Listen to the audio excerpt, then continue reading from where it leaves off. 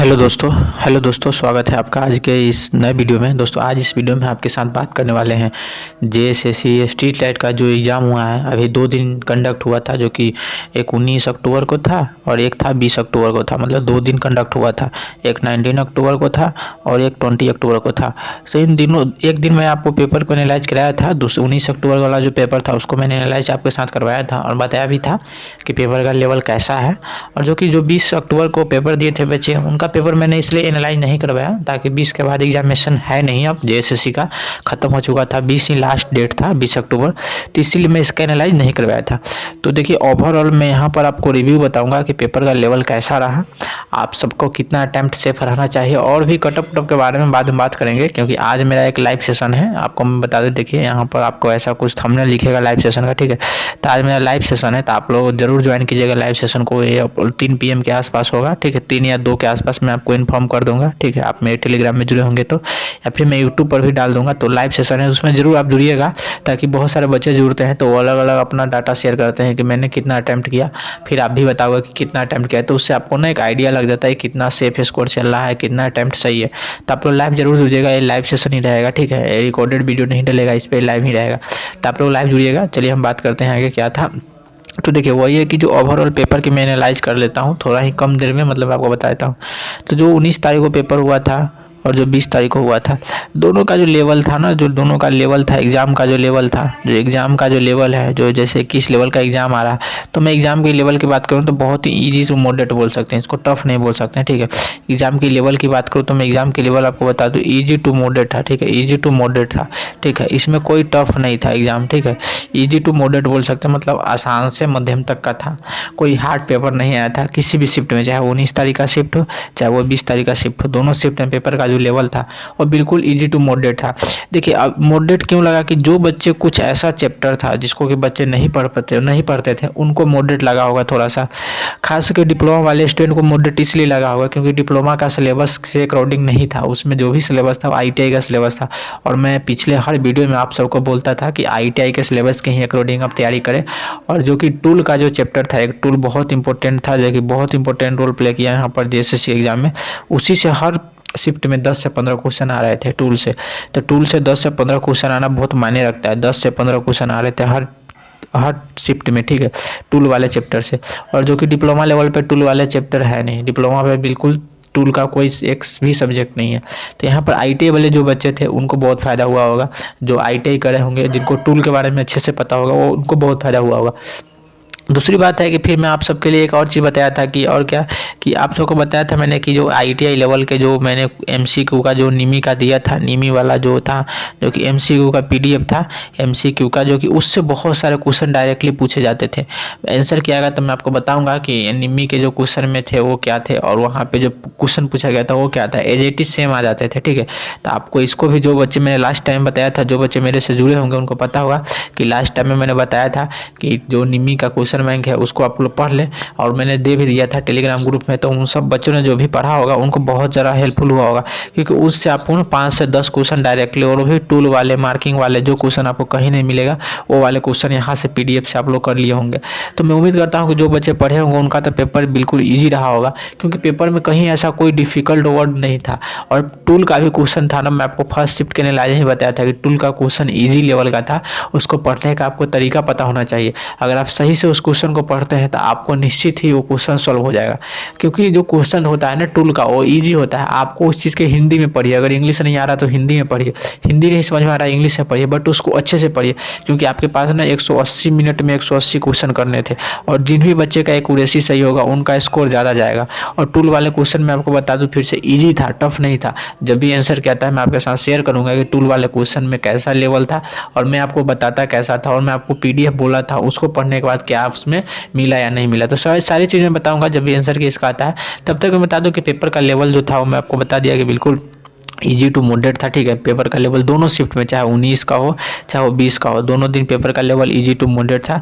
और इसमें आईटीआई वाले बच्चे को बहुत ज़्यादा बेनिफिट हुआ है, जो आईटीआई के बेसिक चैप्टर पढ़े होंगे और बिल्कुल सिलेबस से क्वेश्चन आया, एक भी क्वेश्चन बाहर नहीं आया। कोई भी बच्चे बोले कि नहीं जो सिलेबस में दिया नहीं था उससे बाहर आया, उससे एक भी क्वेश्चन बाहर नहीं आया।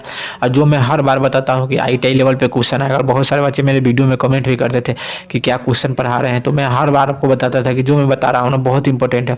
और मैं ये भी बोलता हूँ कि जो मैंने यूट्यूब पर पढ़ाया था ना, और भी टीचर साहब मिला लेना, जो मैं पढ़ाया था ना, मैं कहीं से कोई भी कंटेंट लेकर आऊँ, बट जो मैं बताया था ना उससे ही मोस्टली क्वेश्चन थे। और भी आप टीचर का देख लेना, उससे 1 से 2 क्वेश्चन मिलेंगे, बट मैंने जो पढ़ाया था ना बहुत ही ईजी लेवल का पढ़ाया था, और पेपर में वैसा ही बिल्कुल ईजी लेवल का आ गया, ठीक है। टेक्निकल की मैं बात कर रहा हूँ, तो इतना ईजी लेवल का पेपर बच्चा उम्मीद भी नहीं करता था, बट आ गया। और कुछ क्वेश्चन बच्चे को टफ लगे, टफ इसलिए लगे, बहुत बच्चे बता रहे थे हमें मैसेज करके टेलीग्राम पे कि टफ क्वेश्चन था। टफ इसलिए लगे बच्चे आपको क्योंकि आपने उस चीज़ को कभी नहीं पढ़ा था।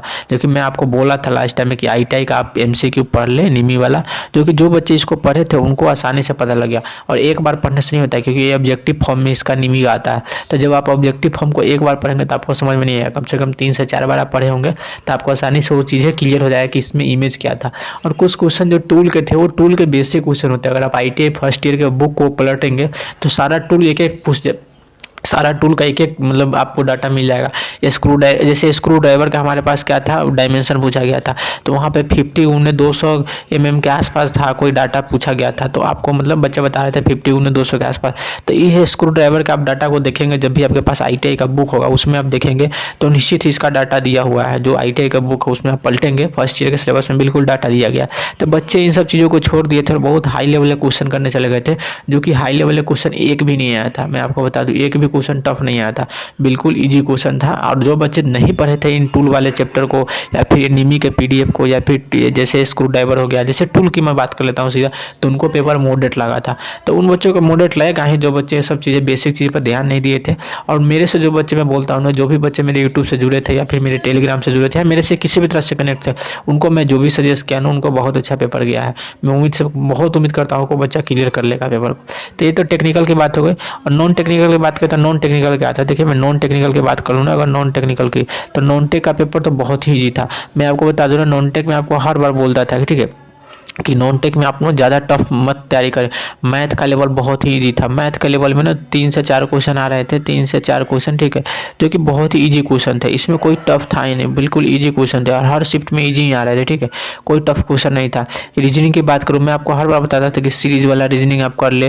देखिए रीजनिंग भी 3 से 4 5 के मानिए ना 5 क्वेश्चन के आसपास आ रहे थे, और बिल्कुल ये भी ईजी आ रहे थे, इसमें कोई टफ था ही नहीं। फिर मैं कंप्यूटर की बात करूँ, कंप्यूटर तो बहुत ही ईजी आ रहे थे। जैसे मैंने आपको बताया इनपुट आउटपुट वाले हर बार वही रहे थे, रैम क्या है, रोम क्या है। सेकेंड शिफ्ट में भी वही यार, इनपुट आउटपुट डिवाइस कौन है, कौन सा इनपुट डिवाइस है, कौन सा आउटपुट डिवाइस है, सॉफ्टवेयर क्या है, जिसको छू नहीं सकते वो क्या है, जिसको छू सकते हो क्या, मतलब इस टाइप के क्वेश्चन कंप्यूटर में पूछे गए थे। मतलब 5 क्वेश्चन के आसपास सोच सकते हैं। मैं जो यूट्यूब पर कराता था ना, और जो मैं आपको बोलता था कि ज़्यादा हार्ड ना पड़े, एज इट इज पेपर मुझे सही आया है। अगर आपको नहीं विश्वास है तो आप पेपर दिए होंगे, आपको ट्रस्ट होगा मेरे ऊपर, तो आपको जरूर पता होगा कि किस टाइप से मैं बताता था और किस टाइप का आपका पेपर है। वो मतलब बेसिक बच्चा को भी एक क्वेश्चन पढ़ के समझ आए कंप्यूटर का कितना इजी क्वेश्चन आ रहा था, ठीक है। फिर मैं बात करूँ जीएस के लिए, तो देखिए जीएस में आपको बताता था मैं कि आप ना जैसे आपको पॉलिटी हो गया, पॉलिटी का हो गया, पॉलिटी का मैं आपको बताता था कि जैसे आर्टिकल पढ़ ले। आप आर्टिकल से देखे होंगे कई सारे क्वेश्चन थे, मतलब 5 से 6 क्वेश्चन आर्टिकल से आ रहे थे, ठीक है। तो आर्टिकल के बहुत ईजी क्वेश्चन थे। फिर आपको मैं लास्ट टाइम में झारखंड के जीके का बुक दिया था, उसको भी आप पढ़ लेते ना, तो उससे भी 3 से 4 क्वेश्चन जो आपको आ रहे थे वो भी आप कर लेते आसानी से।